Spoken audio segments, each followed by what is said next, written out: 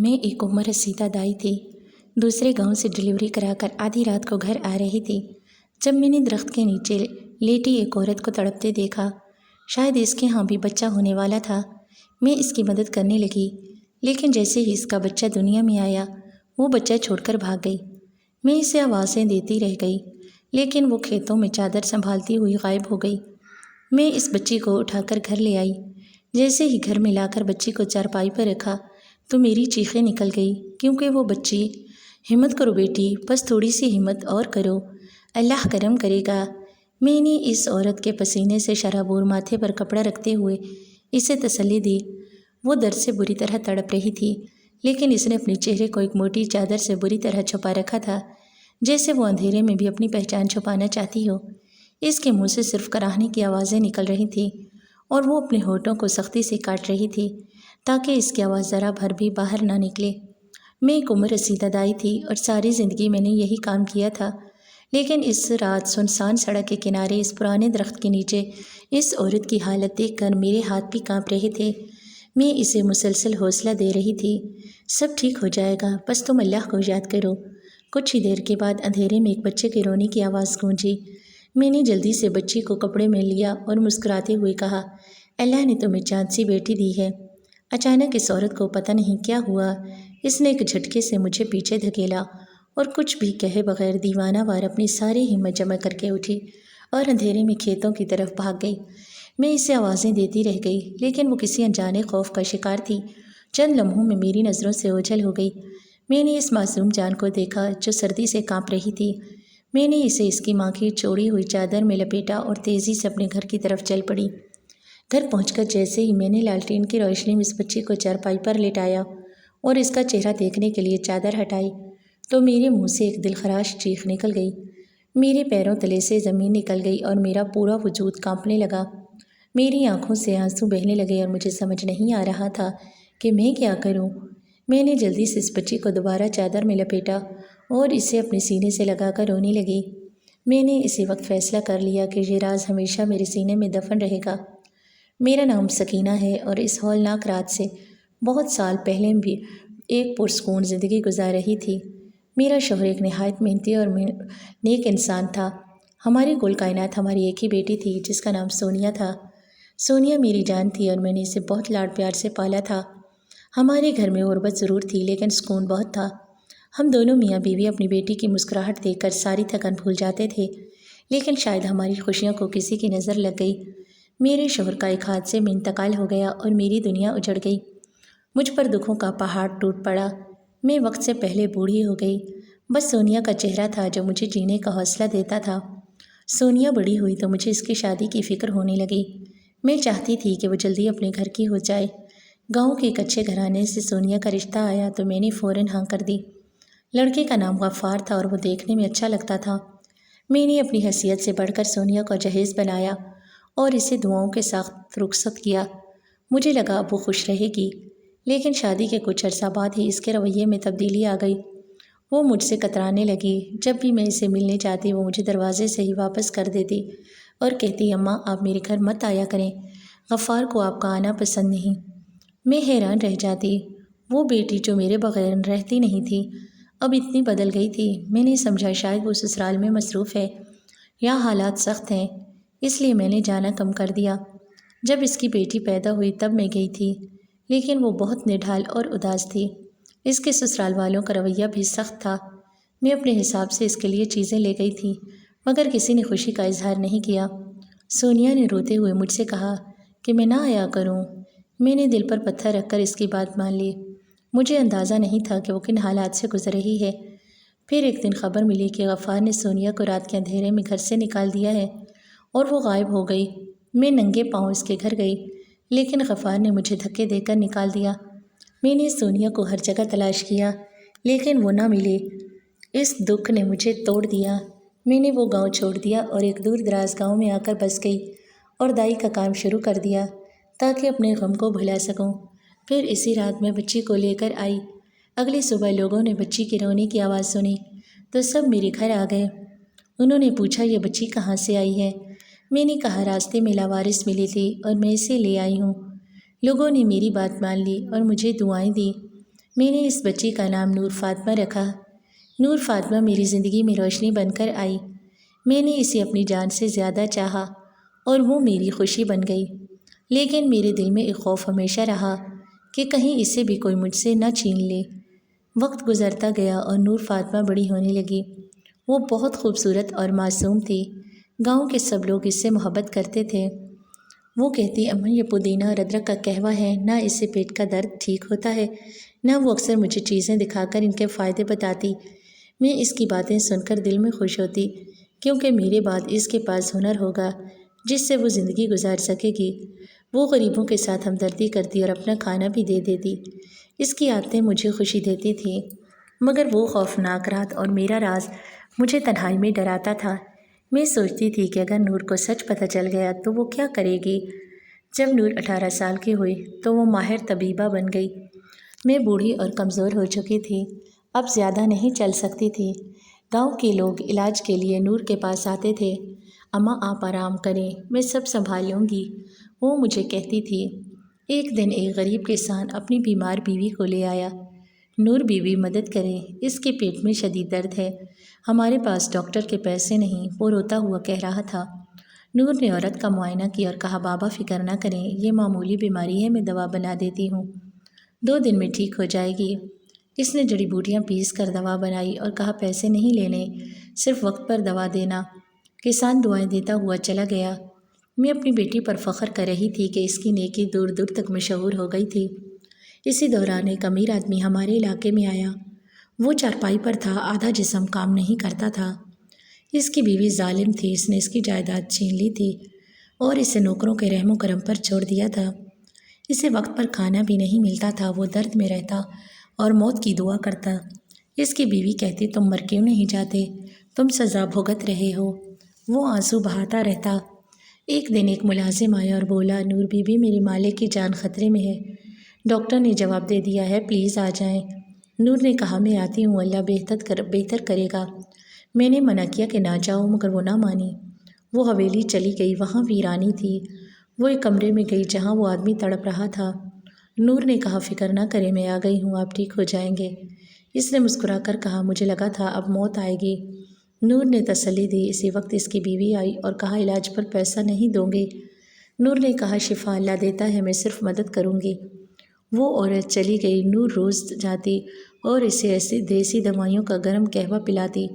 حشمت کو برسوں بعد کسی کے ہاتھ میں اتنی نرمی محسوس ہوئی تھی۔ اس کی آنکھوں سے آنسو بہنے لگے تھے۔ تم بہت اچھی اور نیک ہو بیٹی، ورنہ اس حویلی میں سب میری موت کا انتظار کر رہے ہیں۔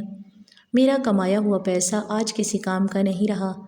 حشمت روتے ہوئے بولتا تھا، بابا آپ ایسی باتیں مت کریں، انسان سے غلطیاں ہو جاتی ہیں، مگر توبہ کا دروازہ کھلا رہتا ہے، آپ صحتیاب ہونے پر توجہ دے۔ نور اس کے ہاتھ پر ہاتھ رکھ کر دلاسا دیتی رہتی۔ حشمت روز دروازے پر نظر جمائے اس لڑکی کا انتظار کرتا، جیسے کوئی باپ بیٹی کا راستہ دیکھ رہا ہو۔ اسے نور کی صورت میں روحانی سکون ملتا تھا، جو اس کی تکلیف کم کر دیتا تھا۔ ایک دوپہر حشمت قدرے بہتر حال میں بستر پر بیٹھا تھا۔ نور دوائی لے کر آئی۔ بیٹی تم کس کی ہو؟ تمہاری ماں کتنی خوش نصیب ہے جس نے تم جیسی بیٹی پالی۔ حشمت نے پوچھا، بابا میری صرف بوڑھی ماں ہے، وہی میری دنیا ہے۔ میں نے ہوش سنبھالا تو انہی کو دیکھا، انہوں نے مجھے دوسروں کا درد سکھایا۔ نور نے فخر سے کہا، تمہاری ماں واقعی بہت نیک عورت ہوگی، کاش میں بھی ایسا باپ ہوتا تو آج یہاں نہ ہوتا۔ حشمت کی آواز بھر آئی، اگر آپ کو اپنی غلطی کا احساس ہے تو اللہ معاف کرتا ہے۔ نور نے نرمی سے کہا، میری غلطیاں بہت بڑی ہیں، شاید معافی نہ ملے، میں ماضی سے بھاگتا رہا، اس لیے نام بدل لیا۔ انسان اپنے اعمال سے نہیں بچ سکتا۔ حشمت نے کہا، کیا آپ کا نام کچھ اور ہے؟ نور نے پوچھا، نہیں، میرا اصل نام غفار ہے، میں نے چھپایا تھا، میں نے اپنی بیوی سونیا اور بیٹیوں پر ظلم کیا، میں بیٹی کی خواہش میں اندھا تھا، میں نے گھر برباد کیا۔ حشمت رونے لگا، بابا حوصلہ کریں۔ نور نے کہا، میری بیوی سونیا بہت صابر تھی، میں ظالم تھا، میں نے دھمکی دی، اگر بیٹی ہوئی تو مار دوں گا۔ وہ گھر چھوڑ گئی اور کبھی نہ ملی، میری زندگی جہنم بن گئی۔ میں نے گاؤں چھوڑا، نام بدلا، لیکن سزا ساتھ رہی۔ دوسری بیوی نے مجھے لوٹ لیا اور چھوڑ دیا، شاید یہ سب میری بد دعا ہے۔ نور یہ سن کر کانپ گئی۔ اس نے تسلی دی اور گھر واپس آ گئی۔ نور سیدھی میرے پاس آئی اور روتی ہوئی، اماں وہ آدمی برا نہیں ہے، وہ ٹوٹا ہوا ہے۔ اس نے سب بتایا، اس کا نام غفار ہے۔ میں ساکت رہ گئی، سانس رک گئی، دل بھاری ہو گیا۔ وہی انسان جس نے میری سونیا کو تباہ کیا، آج میری بیٹی اس کا علاج کر رہی ہے۔ میرا خون کھولنے لگا۔ نور تم وہاں نہیں جاؤ گی، میں نے سختی سے کہا۔ نور حیران رہ گئی، اماں آپ کیا کہہ رہی ہیں؟ وہ بیمار ہے، آپ نے ہی تو مجھے انسانیت کی خدمت کرنا سکھائی ہے، پھر آپ مجھے اس کی خدمت کرنے سے کیسے روک سکتی ہیں؟ یہ میرا پیشہ ہے۔ نور نے التجا بھرے لہجے میں مجھے سمجھانے کی کوشش کی۔ میں نے کہہ دیا تم وہاں نہیں جاؤ گی، بس بات ختم۔ میری بات پتھر پر لکیر ہے، وہ انسان نہیں ناسور ہے، ہمیں ایسے لوگوں سے دور رہنا چاہیے۔ میں نے غصے میں اونچی آواز میں کہا، مگر اصل حقیقت چھپا رہی تھی۔ میں نہیں چاہتی تھی وہ اپنی پیدائش کا کڑوا سچ جان لے۔ اماں آپ پہلے ایسی نہ تھیں، آپ ہر مریض سے ہمدردی کرتی تھی، آج ایک پچھتاوے والے انسان کو کیوں معاف نہیں کر رہی؟ اللہ معاف کرنے والوں کو پسند کرتا ہے۔ نور نے روتے ہوئے کہا، تم ابھی چھوٹی ہو، دنیا کے فریب نہیں سمجھتی، بس کل سے شفا خانے جاؤ گی اور حویلی بھول جاؤ۔ میں نے رخ موڑ لیا تاکہ آنکھیں چھپا سکوں۔ نور روتی ہوئی کمرے میں چلی گئی۔ میں صحن میں کھڑی اس رات کو یاد کرنے لگی جس نے سونیا مجھ سے چھین لی تھی، اور آج ماضی میرے سامنے کھڑا تھا۔ میں نے فیصلہ کیا سچ چھپانا نہیں ہے۔ میں نے وضو کیا اور اللہ سے رہنمائی مانگی۔ فجر کے وقت دل کو سکون ملا اور میں نے فیصلہ کیا۔ صبح نور کو میں نے بلایا اور کہا تم میرے ساتھ حویلی چلو گی؟ وہ حیران ہوئی مگر میں نے خاموش کر دیا۔ ہم حویلی پہنچے۔ اندر داخل ہوتے ہی گھٹن محسوس ہوئی۔ نور مجھے کمرے میں لے گئی جہاں غفار لیٹا تھا۔ اس نے نور کو دیکھا تو خوش ہوا مگر مجھے دیکھ کر کانپ گیا۔ اس نے پوچھا تم کون ہو؟ میں نے کہا میرا نام سکینہ ہے۔ جیسے ہی غفار نے سنا وہ کانپ گیا۔ میں نے کہا میں سونیا کی ماں ہوں جسے تم نے ڈرایا اور گھر چھوڑنے پر مجبور کیا۔ وہ رونے لگا، معافی مانگنے لگا۔ میں نے روکا اور کہا رونے سے کچھ نہیں بدلے گا۔ نور حیران کھڑی تھی۔ میں نے گہرا سانس لیا اور راز بتانا شروع کیا۔ میں نے کہا سونیا تمہاری دھمکی سے بھاگی تھی، وہ حاملہ تھی، میں نے اس کی مدد کی، اس نے چہرہ چھپایا ہوا تھا، اس نے بچی کو جنم دیا مگر ڈر گئی کہ تم اسے مار دو گے۔ غفار رونے لگا۔ میں نے کہا میں نے بچی کو گھر لے آئی تھی، جب چہرہ دیکھا تو زمین نکل گئی، وہ میری بیٹی سونیا کی اولاد تھی۔ میں نے نور کی طرف دیکھا اور کہا یہ بچی تم ہو؟ نور یہ سن کر وہ ساکت رہ گئی۔ میں نے بتایا میں نے تمہیں چھپا کر پالا، میں نے سونیا کو ڈھونڈا اور ابھی پتہ چلا کہ وہ یتیم خانے میں ہے، میں نے اسے بلایا ہے، وہ آج آئے گی۔ غفار کانپ گیا۔ کمرے میں خاموشی چھا گئی، صرف سسکیاں سنائی دے رہی تھیں۔ نور دیوار کے ساتھ کھڑی اپنی حقیقت جان کر رو رہی تھی اور غفار بھی یہ سن کر پچھتاوے کی آگ میں جلنے لگا اور اپنے رب سے اور مجھ سے معافی مانگنے لگا۔ اتنے میں دروازوں پر قدموں کی آہٹ ہوئی اور بوڑھا کاکا اندر داخل ہوا۔ اس کے پیچھے ایک ادھیڑ عمر مگر باوقار عورت کھڑی تھی جس کے چہرے پر دکھوں کے باوجود ایک عجیب سا سکون تھا۔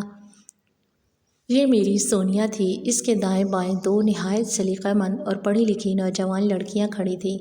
سونیا نے کمرے میں داخل ہوتے ہوئے سب سے پہلے مجھے دیکھا اور اس کی آنکھوں میں آنسو آ گئے۔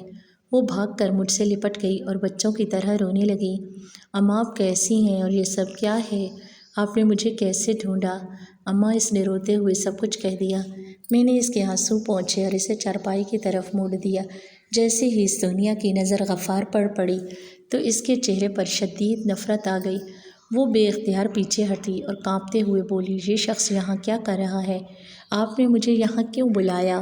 میں اس کی شکل بھی دیکھنا نہیں چاہتی۔ غفار چارپائی سے نیچے گر گیا اور گھٹنوں کے بل رینگتا ہوا سونیا کے قدموں تک آیا۔ اس نے اس کے پاؤں پکڑ لیے اور زاروں قطار روتے ہوئے بولا مجھے معاف کر دو۔ سونیا میں بد نصیب تھا جو اپنی رحمتوں کو نہ پہچان سکا۔ مجھے اپنے کیے کی سخت سزا مل چکی ہے، بس ایک بار مجھے معاف کر دو۔ اس نے روتے ہوئے ان دونوں لڑکیوں کی طرف دیکھا اور پوچھا، یہ میری بیٹیاں ہیں؟ سونیا نے نفرت سے اپنے پاؤں پیچھے کھینچے اور مضبوط لہجے میں کہا، یہ صرف میری بیٹیاں ہیں جنہیں تم نے کبھی قبول نہیں کیا تھا۔ جب تم نے بیٹی کی خواہش میں دوسری شادی کی تو تمہاری اس بیوی نے میری بچیوں کو گھر سے نکال کر یتیم خانے میں چھوڑ دیا۔ تم اتنے اندھے تھے کہ تم نے پلٹ کر ان کی خبر تک نہ لی۔ میں خوش قسمت تھی کہ میں اس یتیم خانے میں کام کرتی تھی اور اللہ نے میری بچیاں مجھے واپس دے دیں۔ میں نے دن رات محنت کر کے ان کی پرورش کی اور آج یہ دونوں تعلیم یافتہ اور عزت دار زندگی گزار رہی ہیں۔ تم نے ان کا حق مارا لیکن اللہ نے انہیں کبھی محروم نہیں رکھا۔ سونیا کی آواز میں ایک ماں کا غرور اور ایک ظالم کے لیے نفرت تھی۔ پھر اس نے اپنے سینے پر ہاتھ رکھا اور کہا، مجھے زندگی بھر اس بات کا دکھ رہا کہ تمہارے ڈر کی وجہ سے میں نے اپنی تیسری بچی کو اس سرد اندھیری رات میں کھیتوں میں اکیلا چھوڑ دیا۔ میں ایک کمزور ماں تھی اور تم ایک ظالم باپ۔ میں نے آگے بڑھ کر اس کے ہاتھ تھامے اور کہا، نہیں میری بچی، میں نے تمہاری اس بچی کو اکیلا نہیں چھوڑا۔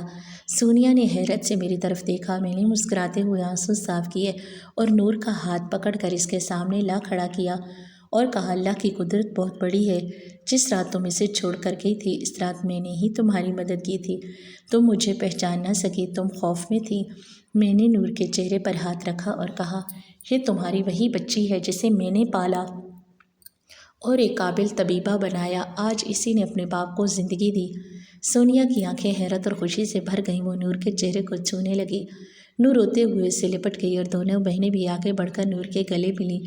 غفار یہ منظر دیکھ کر تڑپ اٹھا، اس کے ہاتھ بڑھا کر، بیٹی میں تمہارا باپ ہوں، مجھے بھی گلے لگا لو۔ نور نے آنسو صاف کیا اور کہا، آپ نے جس غرور میں ہم پر ظلم کیا تھا آج وہی غرور آپ کو اس حال میں لے آیا۔ ہم آپ کو آپ کے حال پر چھوڑ کر جا رہے ہیں، یہی آپ کی سزا ہے۔ ہم سب عورتیں حویلی سے باہر نکل آئیں۔ ہمارے جانے کے بعد غفار صدمے اور تنہائی برداشت نہ کر سکا اور دل کا شدید دورہ پڑا اور وہیں ختم ہو گیا۔ اللہ نے اسے اس کے ظلم کی سزا دی اور ہم سب اپنی زندگی میں خوش رہنے لگے۔